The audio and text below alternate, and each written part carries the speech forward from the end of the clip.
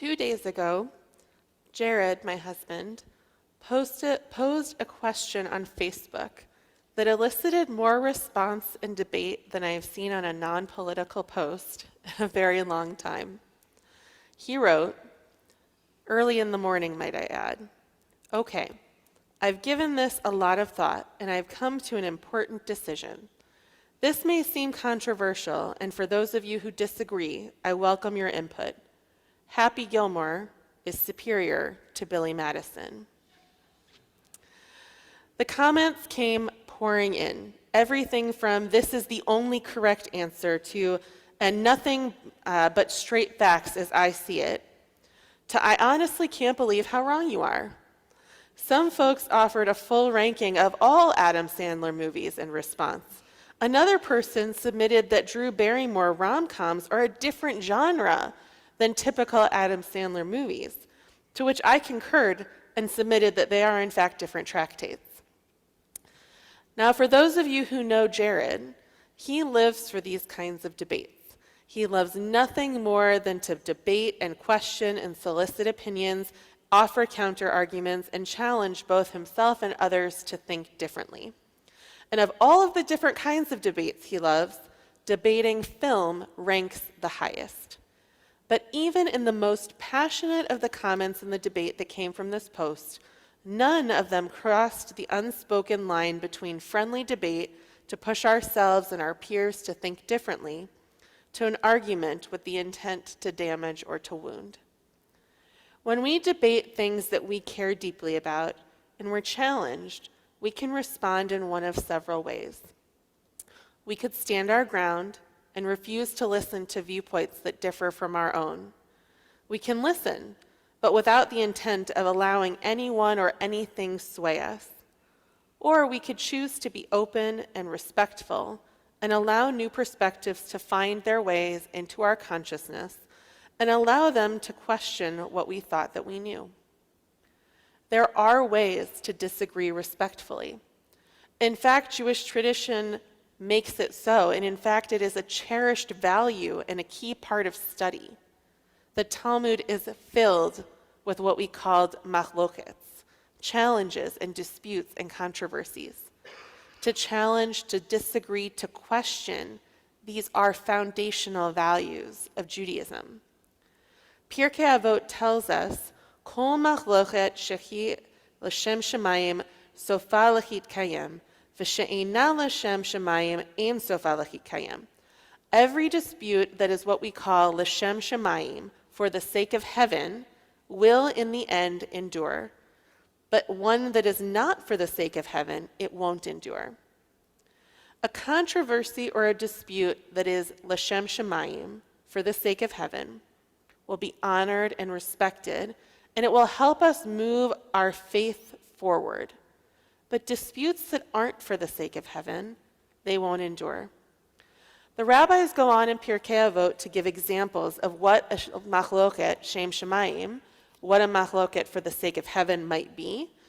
And one of those famous controversies that they look at are the debates between Hillel and Shammai.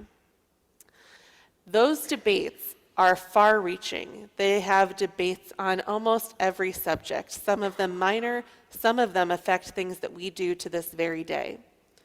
One of the most famous debates between Hillel and Shammai has to do with the Shema. Many of you know that debate. A few minutes ago, I asked you to say the Shema, and we stood to say it. Now, the Mishnah describes the disagreement between Hillel and Shammai, saying that Shammai declares that in the evening, everybody should recline and recite the Shema, and in the morning that they should stand, since it says in Deuteronomy, "and when you lie down and when you rise up," in regards to how we say the Shema. But the school of Hillel differs. Hillel says each person may recite it in their usual or natural pose, since it says also when you are at home and when you are away. Each of those debates continues, but ultimately the rule of Hillel prevails. Someone who's not at home and is in the midst of a journey, for example, can't lie down. And in fact, it goes on to give an example. It says that Rabbi Tarfon once was traveling on the road, and he reclined because it was the evening to say the Shema in accordance with the school of Shammai, and in doing so put himself in danger of an attack. You should probably not lie down in the middle of the road and say the Shema when you're on a journey. Hillel says you do it in whatever natural posture that you're in.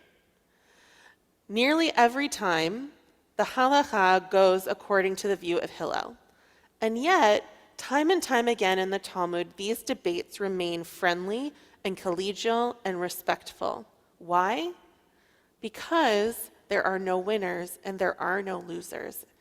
They are debating l'shem shamayim, for the sake of heaven. So going back to the original text in Pirkei Avot, the rabbis also provide a text for those whose arguments are not for the sake of heaven. Such, they say, is the controversy of Korach and all of his congregation.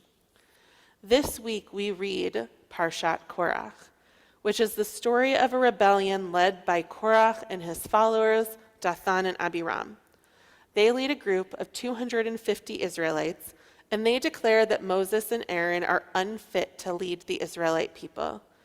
They say, "You've gone too far, for everyone in the community is holy, all of them, and God is in their midst. So why then do you raise yourself above the rest of the congregation?" Korach and Dathan and Abiram challenge both the priestly authority and civil leadership in this rebellion. Moses goes on to say that God is going to decide who is worthy to lead the people, and foretells of a punishment that immediately comes to fall. It's one of the most famous passages in the Torah because it is so unreal and unbelievable. God orders all of the people to stand aside from the rebels, and as Moses predicts, the ground under these people bursts open, and it says that the earth opened its mouth and swallowed them up with their household, all of Korach's people and all of their possessions, and the earth closed over them, and they vanished in the midst of the congregation. Can you imagine that? Standing, and all of a sudden the earth opens up and swallows the entire group of people who questioned and rebelled against leadership. This disagreement, because of God's reaction to it, we know was not l'shem shamayim. It was not for the sake of heaven. On the surface, Korach's argument could be seen as having merit. The reason, though, for his rebellion was ultimately selfish. It wasn't to move things forward. It was not to make faith deepen. It was from greed and a lust for power. And God recognized that. And the earth, as a result, literally swallowed them up. Now, disagreements are part of life. They're part of what it means to be in community with each other. They are an inevitable part of living and working and being together. So when they arise, which they always will, we have to make a choice.